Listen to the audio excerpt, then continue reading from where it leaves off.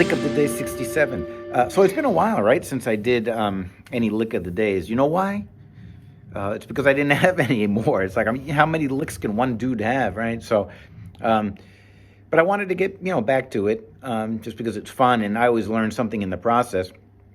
And so when I run out of ideas, I've said it before, I'll say it again, I go to Barry Harris because he's got so many teachings that lend themselves well to just coming up with great ideas, okay? So if you recall back in Lick of the Day 63, I took Barry Harris's minor 6 diminished scale harmony, and we used it over the 4-chord in the blues, right?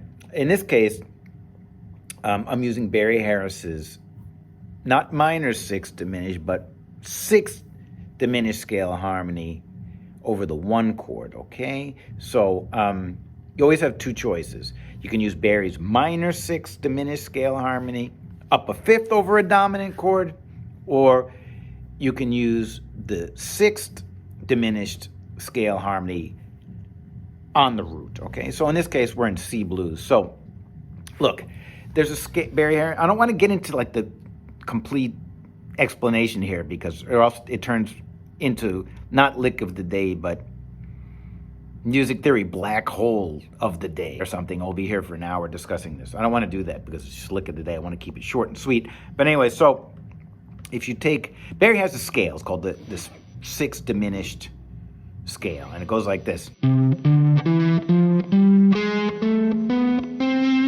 1, 2, 3, 4, 5, flat 6, major 6, major 7. Now it's an 8-note scale, right? If you take an 8-note scale and you harmonize it, strange things happen. It's not a 7-note scale like the major scale, it's 8. And in this case, you get a series of 6 chords and diminished chords.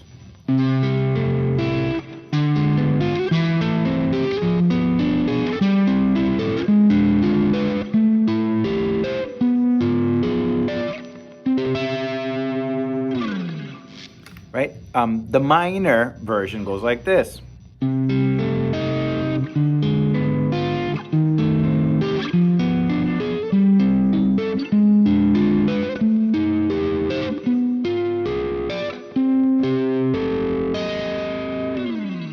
Okay, so remember, we're playing the major version on the root. So, like, I'm descending here, like this. Watch.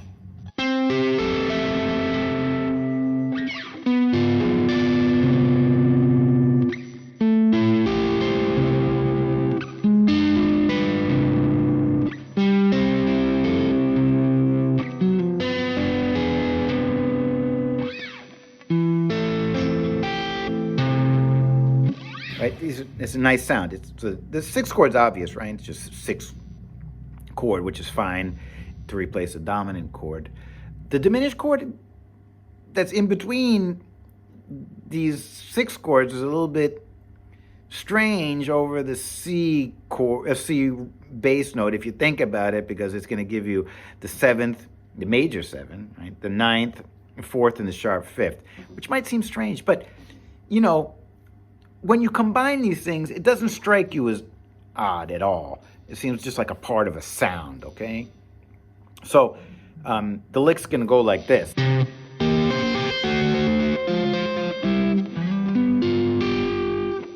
Here we go.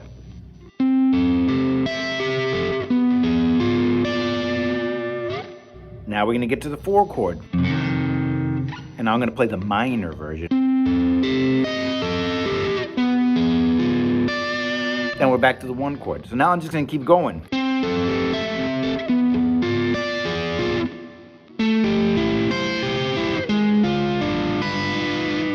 Four chord. And that's about as far as I'm going to take it.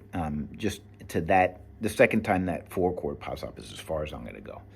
Okay, so I like this because it's a bright sound, and slow blues is usually really dark.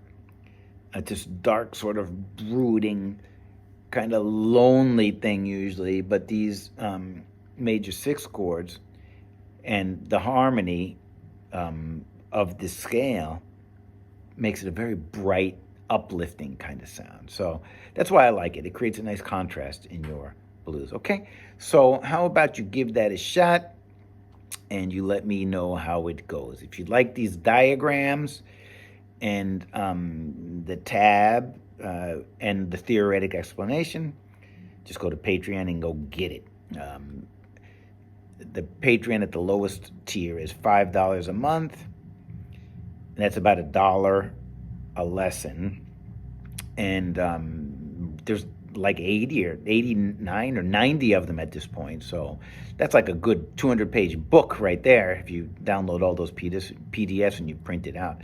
But that's not really the point. The point really is that, these things do cost a little bit of money and time and energy, so it just helps kind of support me in my endeavor to spread music education around the world to people who don't have that opportunity. Okay, so consider doing that. If not, that's cool too. You can at least spread the word, all right? Sharing is caring, right? So there you go. Okay, so have a nice day and check out the demo.